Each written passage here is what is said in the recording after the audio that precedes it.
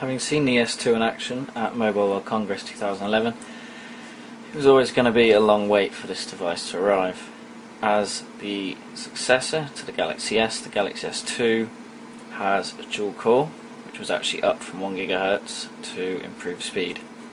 It has an 8 megapixel camera, 4.3 inch Super AMOLED screen, which is the latest incarnation of that, which ensures you have really vivid colours.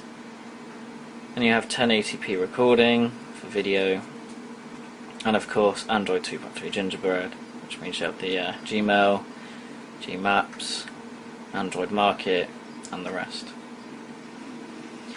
I'm not exactly sure whether the S2 has piled on some pounds or not, but it does seem a little fatter than it was when we saw MWC. Perhaps it's just rose tinting, or maybe the chassis was changed to accommodate the slightly more powerful processor.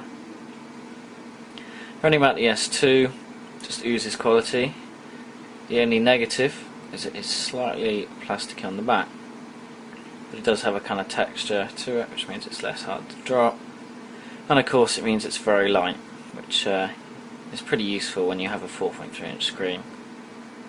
As you can see, this is not the world's smallest phone. In fact, when you look at the iPhone 4, it's definitely got a little bit on it.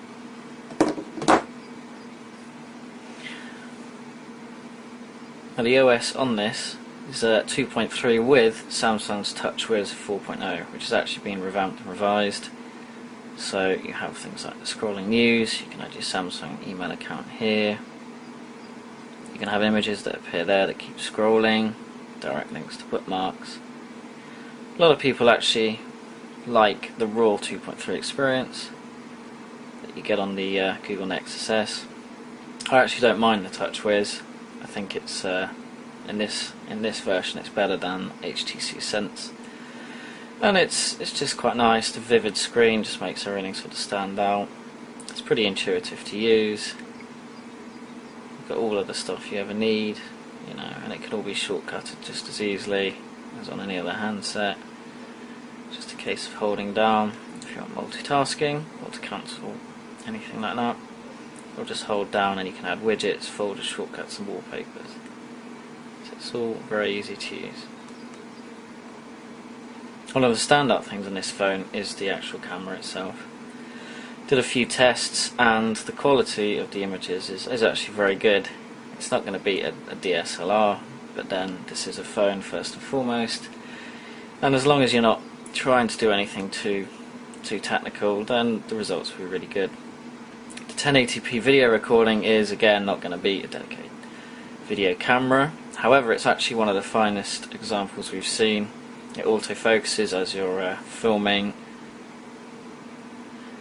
and it seems to keep up with movement relatively well. As long as you're not too shaky, then you're going to get some pretty nice photographic video results. Sorry. Has it been worth the wait? You have to read in our review.